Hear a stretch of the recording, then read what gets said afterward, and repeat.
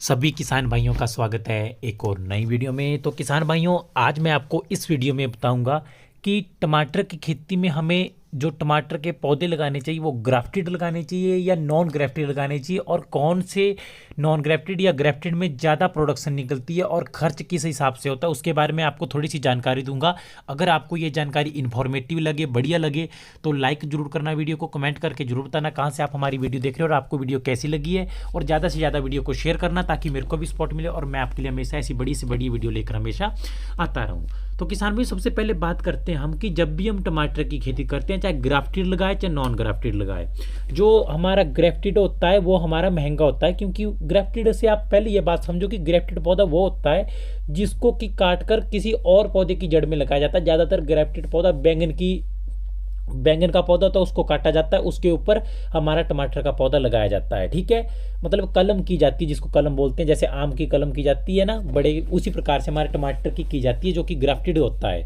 उसमें जड़ होगी वो हमारी ज़्यादातर बैंगन की होती है, और जो ऊपर हमारे टहनी होगी वो हमारी टोटल टमाटर की होती है। ठीक है, थोड़ा सा एक्सपेंसिव होता है ये अगर हम कंपेयर करें इसको जो ग्राफ्टेड ज़्यादातर टमाटर लगाए जाते हैं, इसमें क्या होता है कि सर में कि प्रॉफिट जो मानना होता है सबका कि 25 से 30% तक ज़्यादा प्रॉफिट होता है ग्राफ्टेड नॉन ग्राफ्टेड से। ठीक है, ग्राफ्टेड में की फसल ज़्यादा लगती है, क्योंकि इसका क्या कारण होता है कि जो इसकी जड़ें होती है वो रोग ज़्यादा सहन कर सकती है। हार्ड जड़ें होती है, मोटी जड़ें होती है इसकी जो बैंगन की होती है, वो अगर ज़्यादा बारिश हो जाए हमारी, ठीक है, टेम्परेचर हमारा अप डाउन हो गया, ठीक है, तो या पानी में हमारे जो न्यूट्रिएंट्स होते हैं या पानी होता है उसको वो सहन कर पाती है, चूस पाती है। ठीक है, नॉर्मली अगर बात करते हैं कि टमाटर हम नॉन ग्राफ्टेड लगाते हैं तो उसमें पानी से जड़ें हमारी ख़राब हो जाती है या नेमाटोड्स लगना स्टार्ट हो जाते हैं, लेकिन अगर हम ग्राफ्टेड लगाते हैं तो हमारे जो ये होता है ये रोग नहीं लगता है, नेमाटोड्स नहीं लगता है। और ग्राफ्टेड का ये फायदा होता है कि लॉन्ग टर्म तक हमारे पौधे चलते हैं, मतलब हम कम से कम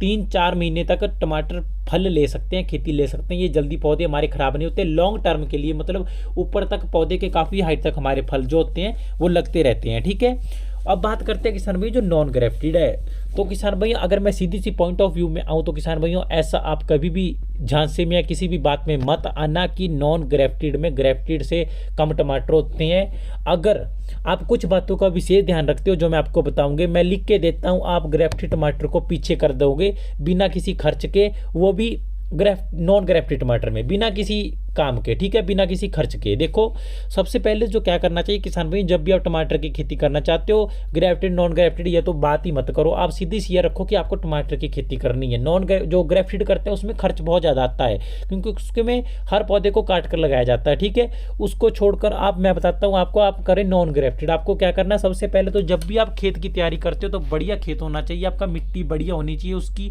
ठीक है, सॉइल हेल्थ है जो 100% बढ़िया होनी चाहिए, उसमें ज़्यादा से ज़्यादा माइक्रो न्यूट्रिएंट्स होने चाहिए हमारे, और आप ज़्यादा से ज़्यादा गोबर खाद का प्रयोग करो। और जो हमारे रोग लगते हैं वो आपको पता है रासायनिक खादों की वजह से हमारे जैसे नेमाटोड्स हो गया, हमारी मिट्टी जहरीली बन रही है, यूरिया का प्रयोग करते हैं उससे हमारी मिट्टी जहरीली बनी है। आपको इस प्रकार से ज़्यादा गोबर खाद का प्रयोग करना, जिससे कि हमारी मिट्टी में उपजाऊपन बना रहे, जल ग्रहण करने की क्षमता भी ज़्यादा हो, और अगर ज़्यादा बारिश हो तब भी हमारे जल को वो ग्रहण कर पाए। अगर आप गोबर खाद का प्रयोग करते तो आपको कभी भी इन चीज़ों का सामना करना नहीं पड़ेगा। दूसरी बात, जल निकासी की व्यवस्था बढ़िया होनी चाहिए, चाहे जितनी मर्जी बारिश हो जाए, जितनी मर्जी कुछ भी हो जाए, तूफान पड़े, बारिश हो, पानी जितना मर्जी रुक जाए, लेकिन आपके खेत में अगर जल निकासी की बढ़िया अगर ढलान 3-4% भी होगी तब भी आपके खेत में 1% भी नुकसान नहीं होगा, चाहे जितनी मर्जी बरसात पड़े। ठीक है, तो क्या होगा, जो भी आपके खेत में पानी पड़ेगा वो साथ में से निकल जाना चाहिए, खेत में नहीं रुकना चाहिए। दूसरा, सूखा लगता है तो क्या करना चाहिए, आपको टाइम टू टाइम पानी लगाना चाहिए। टेम्परेचर अप डाउन होता है तब भी हमें टाइम टू टाइम दे। आप सभी जो वीडियो देख रहे हैं, वीडियो में जो फ्लावरिंग देख रहे हैं, आप सभी टमाटर देख रहे हो, ये नॉन ग्राफ्टेड है, कोई ग्राफ्टेड नहीं है, ना ही मैं ग्राफ्टेड की खेती करता हूँ। ठीक है,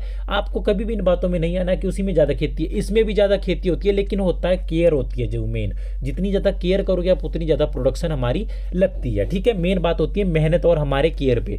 आप बढ़िया से बढ़िया फर्टिलाइजर, ज़्यादा से ज़्यादा गोबर खाद का प्रयोग करो, बाद में आप लिक्विड गोबर खाद उसमें उसमें गौमूत्र, गोबर खाद, गुड़, शक्कर इस प्रकार का डाल के 1 महीना भर रख के उसका बहुत बढ़िया फर्टिलाइजर घर में तैयार कर सकते हो, उसका प्रयोग करो।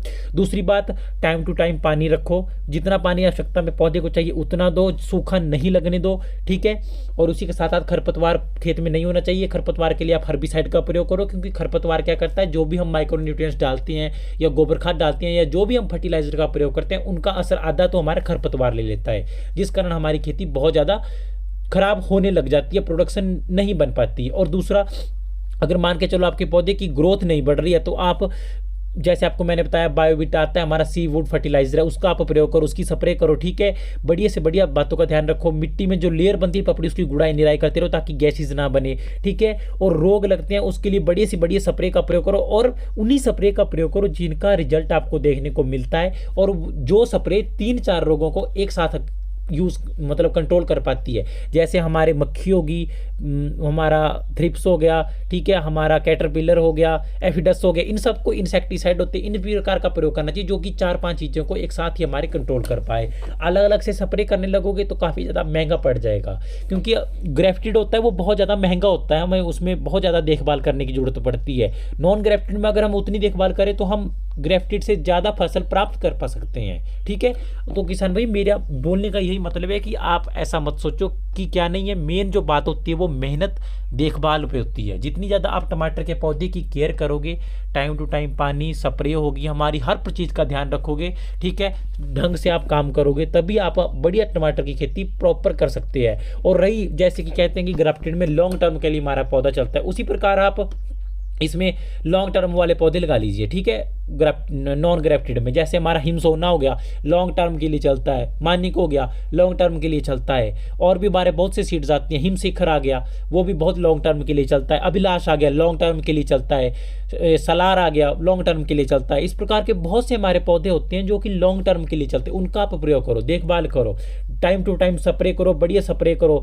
और तनाव, जैसे हमारे पौधे सिकुड़ते हैं, ये थ्रिप्स के कारण आते हैं, इसके रोग के लिए आप थ्रिप्स की मेडिसिन का प्रयोग करो। जैसे हमारी एक्सपॉन्स आती है ये DBSF की, ठीक है, उसका प्रयोग करो। बायर कंपनी की बहुत बढ़िया सब मेडिसिन आती है, सिजेंटा कंपनी की आती है। सिर्फ बढ़िया से बढ़िया मेडिसिन का प्रयोग करो जिनका रिजल्ट भी देखने को बढ़िया मिले, आपकी खेती भी खराब ना हो। इसलिए मैं आपको यही बताना चाहता हूँ कि आप खेती चाहे ग्राफ्टेड करो चाहे नॉन ग्राफ्टेड, लेकिन अगर आप, मैं आपको गारंटी देता हूँ, अगर आप मेहनत करते हो, हर चीज़ का ध्यान रखते हो, बढ़िया से बढ़िया माइक्रो न्यूट्रिएंट्स हमारे फर्टिलाइजर का प्रयोग करते हो, आप नॉन ग्राफ्टेड में ग्राफ्टेड से ज़्यादा फसल निकाल सकते हैं। लेकिन केयर पे डिपेंड है, आपकी मिट्टी के उपजाऊपन पे डिपेंड है। अगर आपकी मिट्टी बिल्कुल ही खादों के ऊपर डिपेंड रही है तो थोड़ा सा मुश्किल हो सकता है, अदरवाइज आपकी मिट्टी में उपजाऊपन है, आप कम रासायनिक खादों का प्रयोग करते हो, तो मैं आपको लिख के देता हूँ कि आप बढ़िया टमाटर की खेती कर सकते हो, ठीक है। तो आपको इस बात का विशेष ध्यान रखना किसान भाई। जो मैं आपको जानकारी दी या आपको इन्फॉर्मेटिव लगी, बढ़िया लगी, कमेंट जरूर करना और लाइक भी जरूर करना किसान भाइयों, ताकि मेरे को भी लगे कि कुछ काम मेरा बन रहा है, लोग मेरी वीडियो देख रहे हैं, मेरी नॉलेज है जो मैं अपनी जानकारी आपको पहुंचा रहा है, आपको अच्छी लग रही है, तभी मैं भी मोटिवेट होता हूँ कि मैं और वीडियो बनाऊँ, वरना मेरे को भी डिसअपॉइंट हो जाता हूँ मैं भी, ठीक है।